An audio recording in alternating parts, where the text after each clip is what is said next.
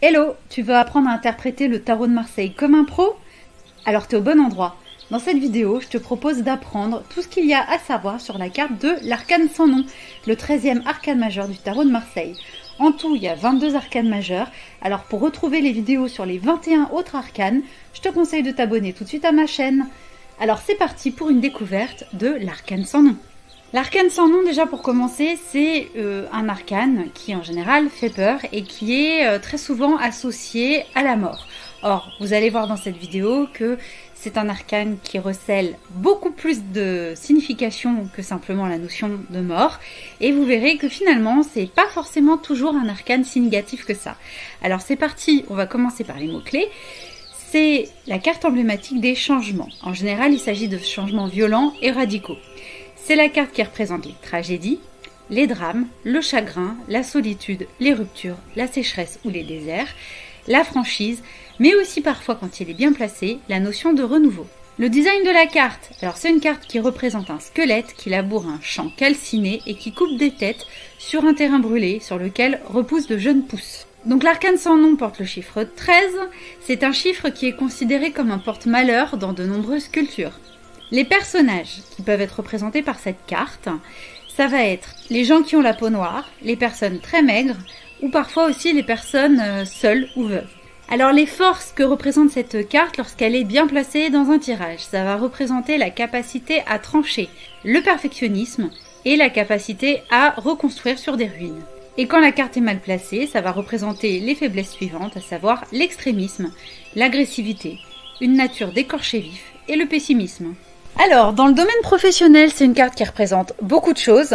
En général, ça représente les traversées du désert, le chômage et l'inactivité. C'est aussi une carte qui peut représenter les licenciements et les démissions, surtout lorsqu'elle est associée au mât, donc la carte numéro 22. Ça représente les demandeurs d'emploi et les indemnités chômage, surtout avec la justice dans les parages. Ça représente souvent un environnement de travail qui va être toxique, avec beaucoup de disputes. Ça représente les métiers laborieux, comme manutentionnaire ou ouvrier. C'est une carte qui va évoquer les scènes de guerre ou les crimes, et ça va représenter les militaires, les légionnaires, les criminologues et les médecins légistes. La faux qui tranche tel un scalpel fait forcément référence aux chirurgiens, mais aussi aux dentistes, aux bouchers, aux équarrisseurs, aux armuriers, et même si c'est pas un métier, ça va représenter les assassins. Ceci dit, tueur à gages, c'est un métier. C'est aussi une carte qui va représenter les huissiers de justice. Ça fait référence aux métiers de la terre, comme les agriculteurs, les cultivateurs, les vendangeurs, et puis aussi les boulangers, dans la mesure où ils travaillent le grain. Cette carte fait aussi référence aux métiers en lien avec le sol et les sous-sols de la terre, comme les démineurs, les bûcherons, les archéologues ou les mineurs. C'est une carte qui représente les métiers de la propreté, comme les éboueurs, les égoutiers, les agents de nettoyage et les agents de fourrière. Alors comme elle évoque les drames, cette carte représente les assureurs et les pompiers. Le squelette représente aussi les radiologues et les ostéopathes. C'est une carte aussi qui va représenter les métiers qui côtoient la mort, donc les fossoyeurs, les pompes funèbres, les notaires, les généalogistes et les médiums spirites. Et enfin, c'est la carte emblématique du deuil, donc elle évoque les psychanalystes, surtout lorsqu'elle est à proximité du 22, le mât. Alors pour ce qui est du domaine financier, l'arcane sans nom augure en général de grosses difficultés financières et matérielles. Elle évoque souvent les dettes, surtout lorsqu'elle est associée au 10, la roue de fortune.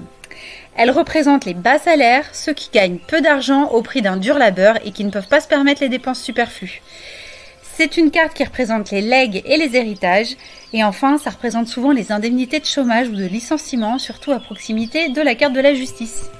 Pour ce qui est du domaine sentimental, l'arcane sans nom représente très souvent les ruptures et la solitude. Ça peut même représenter le divorce, surtout quand c'est associé à la carte de la justice. Ça représente souvent dans un tirage un homme divorcé, séparé ou veuf, surtout en association avec l'empereur. On retrouve cette carte dans les tirages des consultants qui ont vécu ou vivent un véritable traumatisme affectif qu'ils ne parviennent pas à surmonter. Mais surtout, c'est une carte qui parle bien souvent d'un renouveau amoureux, de la volonté de tourner la page, de la rencontre d'un veuf ou d'un divorcé, ou d'une personne à la peau noire. Alors, dans le domaine de la santé, l'arcane sans nom évoque, dans de très rares cas, la mort. Mais elle augure souvent de problèmes plus ou moins sérieux, tels que les cancers, les problèmes respiratoires, surtout avec le jugement, les traumatismes, les chirurgies, les fractures et autres pathologies osseuses comme l'ostéoporose ou la polyarthrite rhumatismale, les pertes de poids voulues ou subies, et l'anorexie, les agressions, y compris les agressions virales ou bactériennes, et les maladies infectieuses et les maladies tropicales. Bon, c'est aussi une carte qui représente les matières fécales et les intestins. Donc elle va ressortir dans un tirage quand le tarot va annoncer une appendicite, une coloscopie ou une analyse de sel. Et en association avec le soleil, elle peut aussi représenter les brûlures. Et donc on en arrive au vice de l'arcane sans nom. L'arcane sans nom, c'est une carte qui, lorsqu'elle est très mal placée ou mal entourée dans un tirage, va représenter les agressions, la violence, les crimes, les viols, surtout en association avec la maison de Dieu, les tueurs en série, les psychopathes, la pyromanie et le terrorisme. Que de joyeuseté avec cette carte. Il est à noter également que l'arcane sans nom ne rentre en correspondance avec aucun signe du zodiaque. Et pour terminer, il y a une dernière chose très importante que je dois vous dire par rapport à l'arcane sans nom, qui est vraiment une carte particulière dans le tarot de Marseille.